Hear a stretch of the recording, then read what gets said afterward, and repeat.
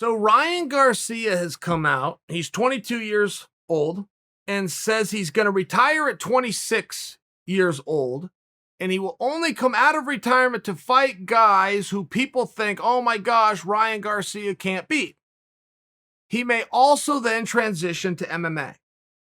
Now, when I sat down today, my producer handed me this question and said, Chael, I really think you need to speak on this.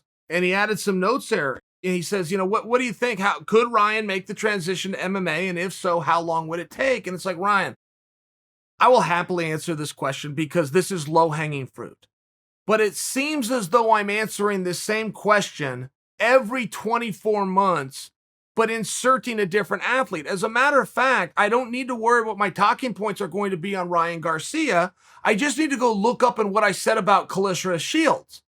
And when I did a piece on Clarissa Shields, I didn't have to have some kind of autonomous thought. I just had to go back and see what I said about James Toney.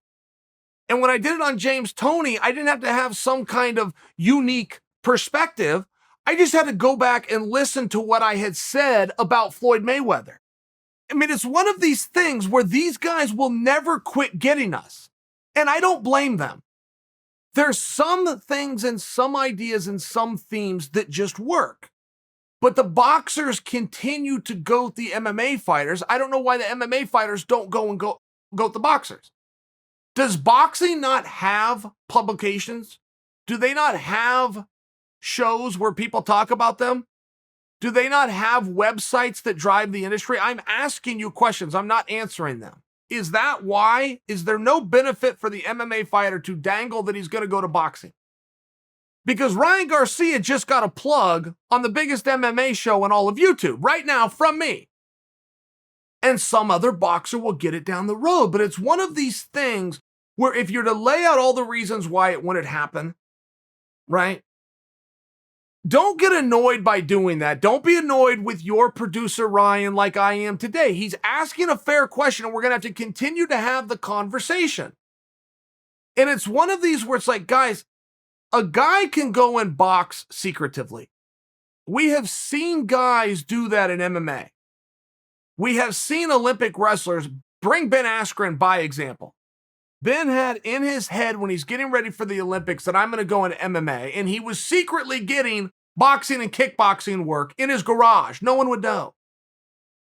The amount of ground you can gain by having a good pad guy and a heavy bag, it's not like any other sport, but I bring that word to you because you can't secretively go work on wrestling. It's not the same thing. There's not a guy around town who guaranteed every town's got one knows something about wrestling. And it's not something where you can go in a garage with one guy and a stopwatch and make gains. You have to be in a team. You have to work on the basics. You got to change stance and work on elevation. You got to get your thighs in shape just to bend over and hold that wrestling position. You've got to understand an underhook, a 2-on-1, an overhook, a front headlock, a back step, a back arch, the 7 fundamentals of wrestling.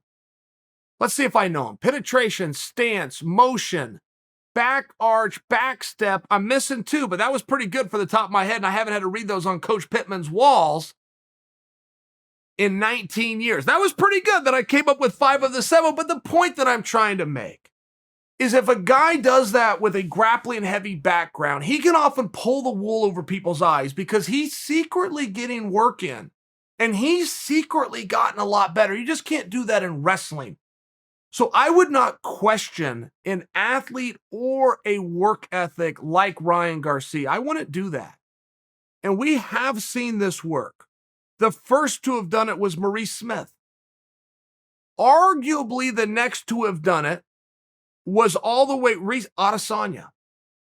And you could throw your Anderson Silvas in there. I'm just not going to include Anderson because Anderson, all the while that he was getting great at Muay Thai, did not have this big, extensive kickboxing record. He knew the whole time, I'm going to go wherever I can get paid. And he was working with the Nogueira brothers. He was working on that black belt the same as he was working with his knockouts with his elbows. That's why I'm not including Anderson. That's why I have that gap. from Maurice Smith, who had done it 30 times professionally, stand-up only, all the way to Adesanya, who had done it 32 times professionally, stand-up only. But I do bring those guys to you because when it works really well. If a guy makes a commitment and has a work ethic and some natural talent, in all fairness, he can make that transition. We just seldomly see it because the strikers, in many ways, have already got it figured out.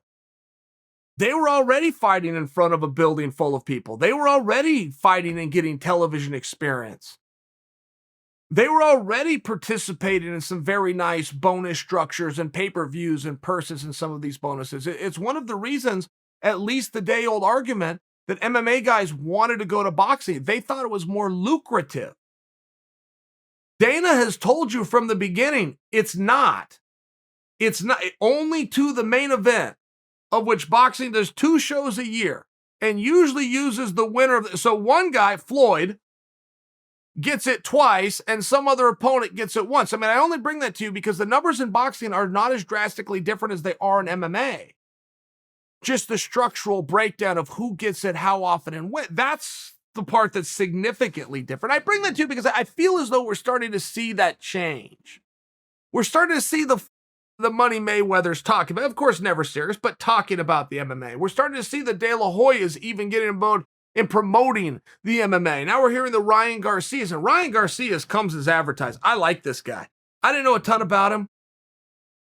I got to know him when he was 21. He's only 22 now. He popped onto my radar because he and Cejudo were talking about, I was talking to Ali on the phone one day, and Ali just mentions, I got to make this phone call with some guys in the Middle East. They're thinking about having Henry go fight Ryan Garcia in a boxing match, like on a rooftop in Abu Dhabi. Ali just dropped something on me. I go, hey, what are you talking about? Who's this guy? So you don't know who Ryan Garcia is? I said, no, I'm a boxing fan. No, I don't know who he is. I said, Chael, you got to look this guy up. He said, this guy's incredible. He said, and I think Triple C could beat him. So I went and looked him up. And I still wasn't sold on him until his last fight. Now I'm sold. The guy, he's amazing. And then after his last fight, I'm putting over Ryan Garcia here, but after his last fight, he calls out Tank. And Tank's that kid out of the Mayweather gym that just made highlight reels. He was up against the ropes. He sucked that uppercut. It looked like Mike Tyson throwing an uppercut from a lot lighter guy. It was unbelievable. Garcia calls out Tank. Tank accepted the fight. I mean, I like any young kid that's calling for hard fights. You just have my respect. It's just one of those things you don't see a lot of in boxing because you don't have to. Speaking of boxing, very random thought. Do you guys ever watch a training video and you get inspired? It's like watching a Rocky movie. They got cool music, and he's doing something. I mean, it makes you want to put your tennis shoes on and go for a run. You get get inspired. The most uninspiring training videos ever put out in boxing history are done by Anthony Joshua. And I don't know if he is legitimately not a hard worker or if he's legitimately disciplined to never work hard when the camera's on. I'm sure based around his success that it was some kind of a strategy to not work hard in front of a camera, but he then releases the videos for the public to see. Man, that guy is either lazy or he is wildly competent at making very uninspirational workout videos.